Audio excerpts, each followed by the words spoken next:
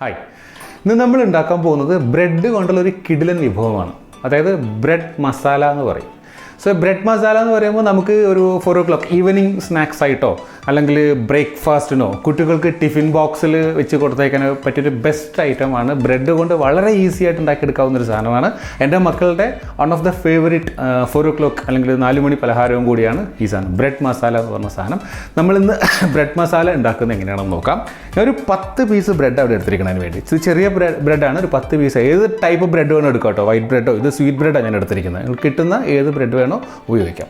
ആദ്യം ചെയ്യേണ്ടത് ഈ ബ്രെഡിനെ വളരെ ചെറിയ പീസസ്, വളരെ ചെറുതല്ല, ഇങ്ങനെ പീസായിട്ട് കട്ട് ചെയ്തെടുക്കാം.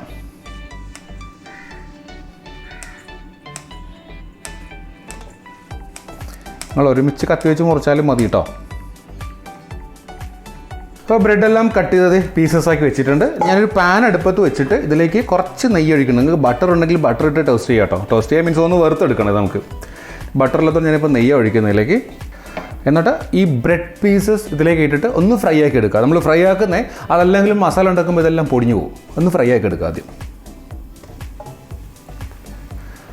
ഒത്തിരി ഇളക്കരുത്, എന്നിട്ട് എങ്കിൽ പൊടിഞ്ഞു പോകും അത്. നമ്മുടെ ബ്രെഡ് പീസസ് ഇപ്പോൾ ഒരു ലൈറ്റ് ബ്രൗൺ നിറമായിട്ടുണ്ട് കണ്ടോ. നിങ്ങൾക്ക് ഇങ്ങനെ ചെയ്യാൻ ബുദ്ധിമുട്ടുണ്ടെങ്കിൽ ഇത് ബ്രെഡ് ടോസ്റ്റ് ചെയ്തതിന് ശേഷം ചെറിയ പീസസ് ആയിട്ട് കട്ട് ചെയ്തെടുത്താലും മതി കേട്ടോ. രണ്ടും ഒപ്പം തന്നെയാണ്. നമുക്കൊരു പാത്രത്തിലേക്ക് മാറ്റാതെ.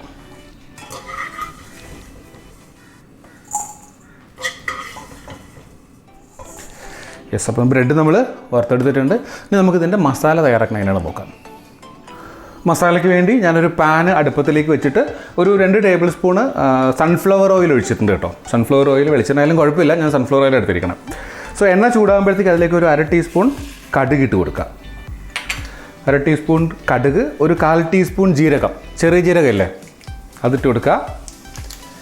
പിന്നെ നമ്മുടെ ഉഴുന്ന് പരിപ്പില്ലേ, ഒരു പ്രത്യേക ടേസ്റ്റ് അതിങ്ങനെ കടിക്കുമ്പോൾ. ഉഴുന്ന് പരിപ്പ് 1 ടേബിൾ സ്പൂണ്.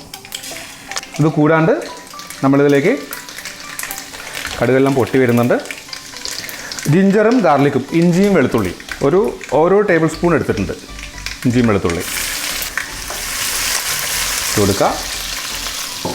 പിന്നെ ഇതിലേക്കൊരു 3 പച്ചമുളക് ഞാൻ ഇടുന്നുണ്ട് കേട്ടോ. ഒരു 2 തണ്ട് കറിവേപ്പില. സോ ഇഞ്ചിയുടെയും വെളുത്തുള്ളിയുടെയും പച്ചമണമൊക്കെ ഒന്ന് മാറിയിട്ടുണ്ട്. ഞാനൊരു 3 സവാള, മീഡിയം സൈസ് സവാളയാണ് ചെറുതായിട്ട് അരിഞ്ഞു വെച്ചിട്ടുണ്ട്. ഈ സവാള ഇനി ഇതിലേക്ക് ഇട്ട് കൊടുക്കുക.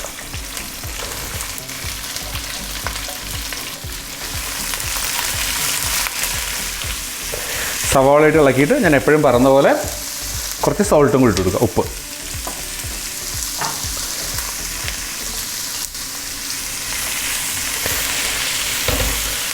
ഇനി ഈ സവാള ഒരു ബ്രൗൺ നിറം, ഒരു ഇളം ബ്രൗൺ നിറമാകുന്നവരൊന്ന് ഇളക്കി കൊടുക്കാം നമുക്ക്. നമ്മുടെ സവാള ഇപ്പോൾ ഒരു ബ്രൗൺ നിറത്തിലോട്ട് മാറിയിട്ടുണ്ട്. ഇനി നമുക്കിതിൽ ആവശ്യമായ പൊടികൾ ചേർത്ത് കൊടുക്കാം. ഞാനൊരു 1/4 ടീസ്പൂൺ മഞ്ഞൾപ്പൊടി ചേർക്കുന്നുണ്ട്. 1 ടീസ്പൂൺ കാശ്മീരി ചില്ലി പൗഡർ.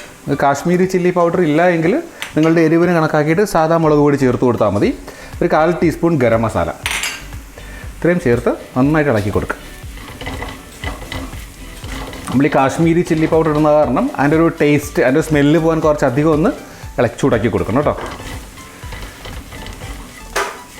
നമുക്കിതിലേക്ക് ടൊമാറ്റോ ആഡ് ചെയ്ത് കൊടുക്കണം. 3 തക്കാളി ഞാൻ എടുത്തിരിക്കണം. 3 മീഡിയം ടൊമാറ്റോ ആണ് എടുത്തിരിക്കുന്നത്. വലിപ്പം കൂടിയതാണെങ്കിൽ 2 എണ്ണം മതി കേട്ടോ.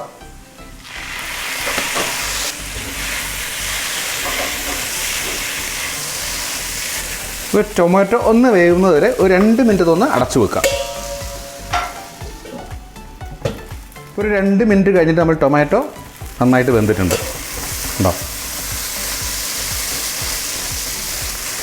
ഈ സമയം നമ്മളിലേക്ക് ഇത് ഓപ്ഷണലാണ് കേട്ടോ, ടൊമാറ്റോ കെച്ചപ്പാണ് ഒഴിക്കാൻ പോകുന്നത്. 2 ടേബിൾ സ്പൂൺ കണക്കാക്കി ഞാൻ ഒഴിക്കുന്നുണ്ട്.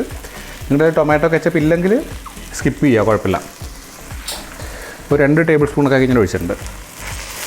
അപ്പോൾ നമ്മുടെ മസാല റെഡി ആയിട്ടുണ്ട്.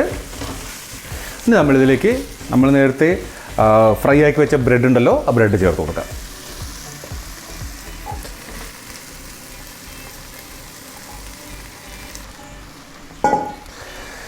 ഈ മസാല നന്നായിട്ട് മിക്സാക്കി കൊടുക്കാം. കുറച്ച് നനവ് വേണമെന്നുള്ളവർക്ക് നമ്മൾ ഈ ബ്രെഡ് ആഡ് ചെയ്യുന്നതിന് മുമ്പ് ഇച്ചിരി ചൂടുവെള്ളം കൂടെ ഒഴിച്ചു കൊടുത്ത് ഗ്രേവിയൊക്കെ എടുത്തിട്ട് ആഡ് ചെയ്താൽ മതി കേട്ടോ. ഞങ്ങളിന്ന് 4 o'clock അല്ലെങ്കിൽ ഈവനിങ് സ്നാക്കായിട്ട് ഉപയോഗിക്കുന്ന കാരണം ഡ്രൈ ആയിട്ട് എടുത്തിരിക്കുന്നത്. നമ്മൾ ബ്രെഡ് മസാല ഓൾമോസ്റ്റ് റെഡി ആയിട്ടുണ്ട്. ഇനി ഫൈനലി നമുക്കിതിലേക്ക് ചേർക്കേണ്ടത് മല്ലിയിലയാണ്. മല്ലിയില കുറച്ച് അധികമായാലും നല്ല ടേസ്റ്റ് ഉണ്ടാവും കേട്ടോ. മല്ലിയില ചേർത്ത് ഇളക്കി കൊടുക്കാം. അപ്പോൾ നമ്മുടെ ബ്രെഡ് മസാല റെഡി ആയിട്ടുണ്ട്. ഇതൊരു സെർവിങ് ഡിഷിലേക്ക് മാറ്റിയതിന് ശേഷം വീണ്ടും നമുക്ക് കാണാം. ഇപ്പോൾ നമ്മുടെ ബ്രെഡ് മസാല റെഡി ആയിട്ടുണ്ട്. ഇത് ഞാൻ സെർവിങ് ഡിഷിലേക്ക് മാറ്റിയിട്ട് വളരെ ഭംഗിയായിട്ട് കൊണ്ടുവച്ചിട്ടുണ്ട്.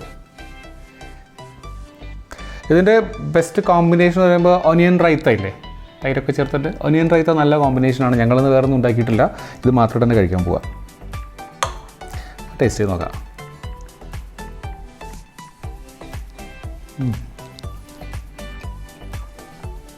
നന്നായിട്ടുണ്ട്, അടിപൊളിയായിട്ടുണ്ട്. സോ റെസിപ്പി എല്ലാവർക്കും ഇഷ്ടമായി എന്ന് കരുതുന്നു. ഇഷ്ടമായെങ്കിൽ ചാനൽ ഇതുവരെയും സബ്സ്ക്രൈബ് ചെയ്യാത്തവർ സബ്സ്ക്രൈബ് ചെയ്യുക, ലൈക്ക് ചെയ്യുക, ഷെയർ ചെയ്യുക. സോ മറ്റൊരു വീഡിയോയുമായിട്ട് വീണ്ടും കാണുന്നതുവരെ ബൈ ഫ്രം സജീസ് ഇന്നോവേഷൻസ്.